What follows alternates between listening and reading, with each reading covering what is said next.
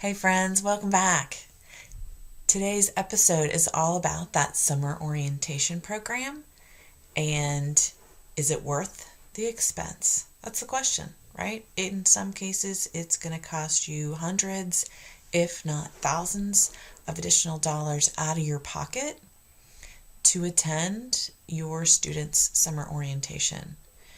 And how do you know if it's worth that additional investment? Well, that's what we're going to talk about today, so stick around.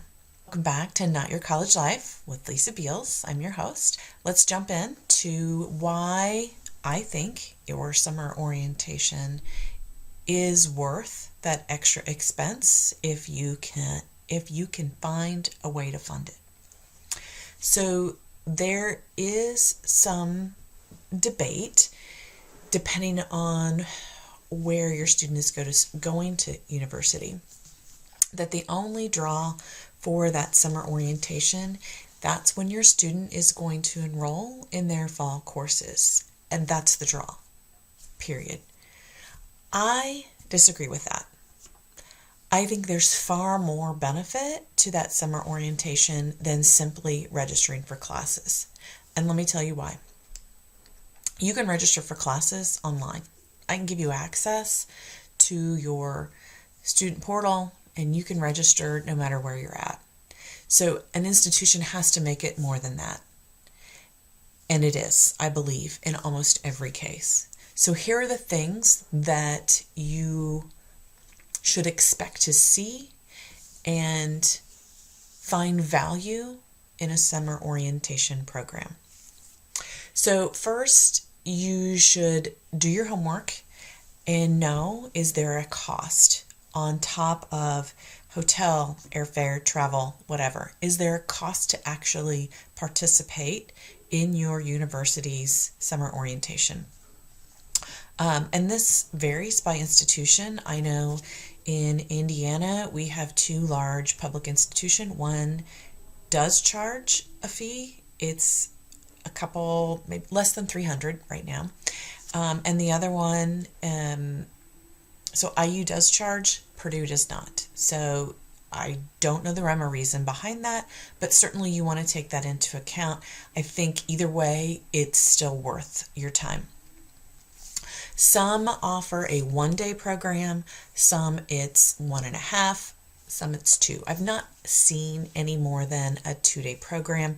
An overnight is nice because in many cases your student is going to stay overnight in a residence hall.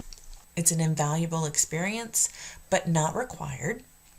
Even those universities that don't do an overnight stay still allow or afford an opportunity to go tour those residence halls, get a real visual what those rooms look like. The pictures, just like with those frozen meals, the pictures never match reality. So I always encourage folks to go actual lay eyes on the rooms yourself to give you an idea. Okay. They're almost always in June or July. You could package your last family vacation that year with a visit to the summer orientation program.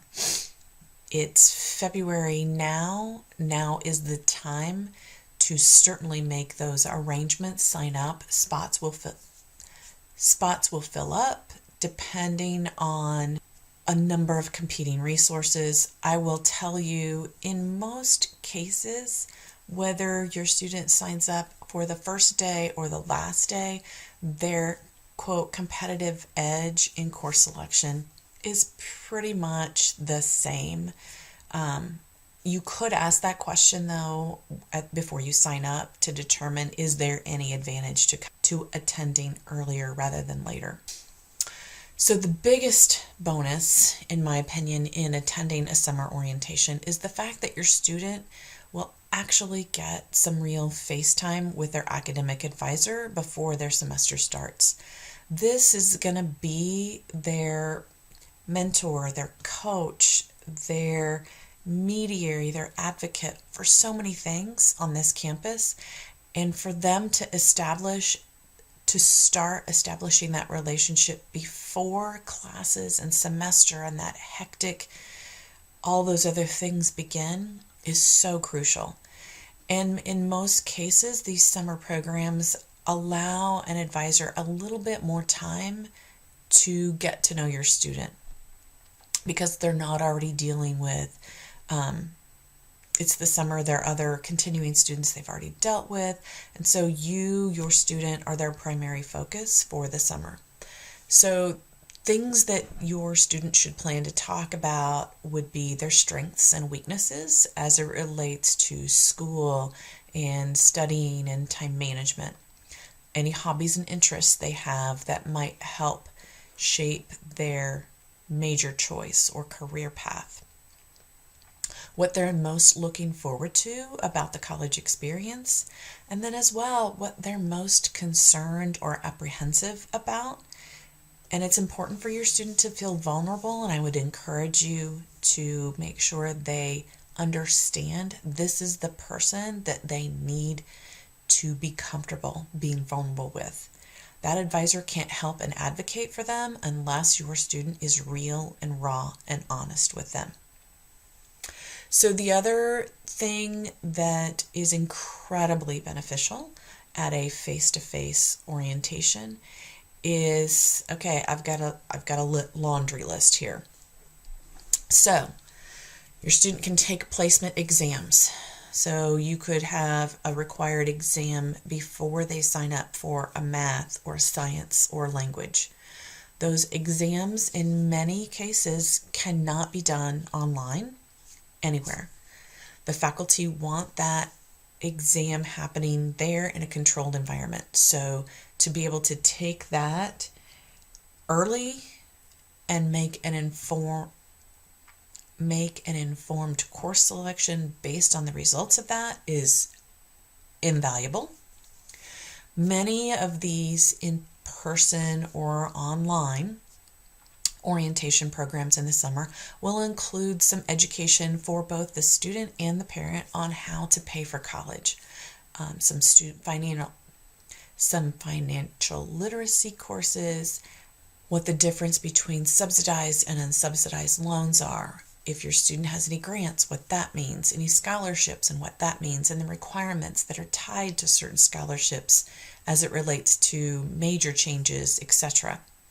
They'll include tours of residence halls and dining halls, so your student can get an idea of, what do I need to bring? What do I not need to bring? How big is the closet? Do I want to loft my bed? Do I not want to loft my bed? Do I need to request any kind of accommodations for my room based on what I've learned in my own physical disabilities? I can get a tour of the dining halls and learn which ones cater more towards my specific food sensitivities, whether it's nut allergies or gluten sensitivity, dairy sensitivity, or just a favorite food. Which dining hall has more options for me is a great opportunity at the in-person orientation. I've seen several that will include a student panel and a parent panel, and both are really, really helpful. You've got some pro parents and continuing students that make themselves available to answer questions from you, the parent, and your student during that in-person orientation. So be thinking ahead. Have some questions in your back pocket that you would love to have answered that maybe the website or the Facebook page for the parent and family has not already covered for you. Then there are other resources that you get to connect with while on campus. So you've got the Disability Resource Center. Find it. Make sure your student knows it. If your student has a chronic condition, you certainly want to make a point to touch base there. Find out what your student needs in order to get their accommodations in place. If your student has no chronic health situation, at least make sure your student knows where it's at. You can almost count on them getting sick at least once their freshman year, right? They're going to be exposed to all kinds of new bugs, just like when you took them to daycare. for the first time. They're going to get exposure. They may get mono, they may get the flu, they may get strep. The possibility is pretty high. So if they're going to have a bout with an illness, or God forbid, if they fall on their longboard or break a hand playing badminton, they're going to need to go to the Disability Resource Center and get some accommodations to be able to survive the semester with that limitation, whether it's a note taker or extended break periods, or working with that faculty member to arrange a longer time to complete the assignments, or alternate places for exams, whatever the case may be. So they want to know where the Disability Resource Center is. You'll want to visit the Student Health Center together so that you can either upload or submit your students' immunization information so that that does not become a hurdle for them once they're there. Every residential campus will require immunizations or some kind of declaration related to religious concerns prohibiting immunizations. So you'll want to resolve that. Find out what healthcare options are available at the health center while you're there. Is that a place for ear rakes and sutures and breaks, or is that another service altogether? And if that's not a place for illness and sutures and breaks, where in that community will your student go for those kind of situations? You'll want to find out and meet someone at the Dean of Students office. They're a fabulous student advocate group, and if you forget or your student doesn't know or can't remember where to go for resources, the Dean of Students is a great starting point every time. So make sure you and your student go there, make a visit, talk to someone, get a business card so you've got a real person that both you and your student can reach out to if needed. You'll want to find out what the student success, academic success centers are on campus. Where is there tutoring and coaching and mentoring? Are those available? Where are they at? Are they free?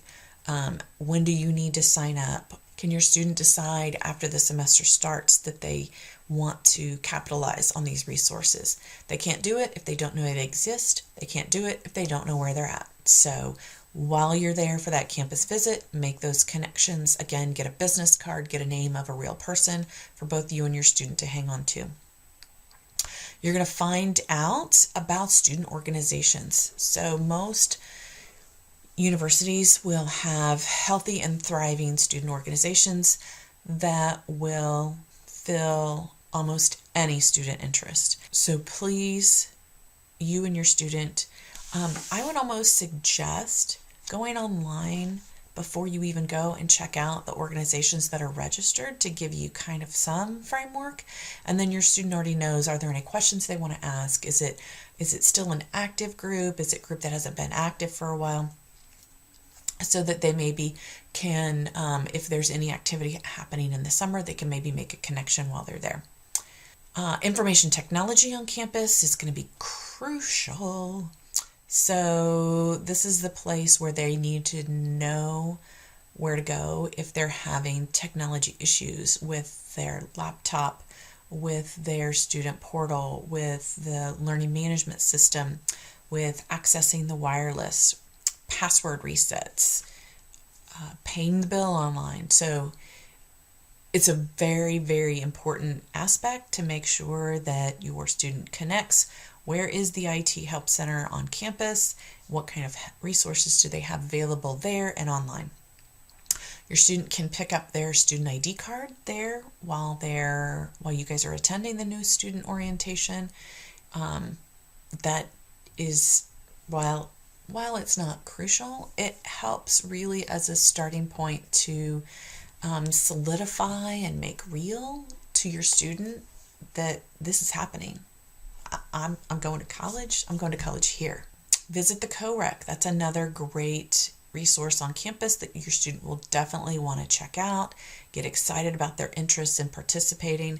I know the CoRec on my campus has a couple amazing climbing walls. They have swimming, they have basketball, they have badminton, they have tons of exercise equipment and classes. They have light therapy and massage therapy, and you can meet with a dietitian and nutritionist. You can do cooking classes there. It's amazing the resources that are there. So you want to check that out while you're on campus as well with your student. So if you have an argument still that all of these points did not motivate you to take the plunge, spend the money, go on campus, do that face-to-face summer orientation program, I'd love to hear why. Send me an email, lisa@lisabeals.com. Go onto my Facebook at lisabeals.com, Not Your College Life, and tell me, what am I missing that makes everything we just talked about not worth the investment for you? You're not going to get that in a virtual experience. So I feel terrible for those that it truly is cost prohibitive. It's a financial hardship for the families to come up with that money. It is really unfortunate. Do everything you can. Do as much homework online as you can on these topics.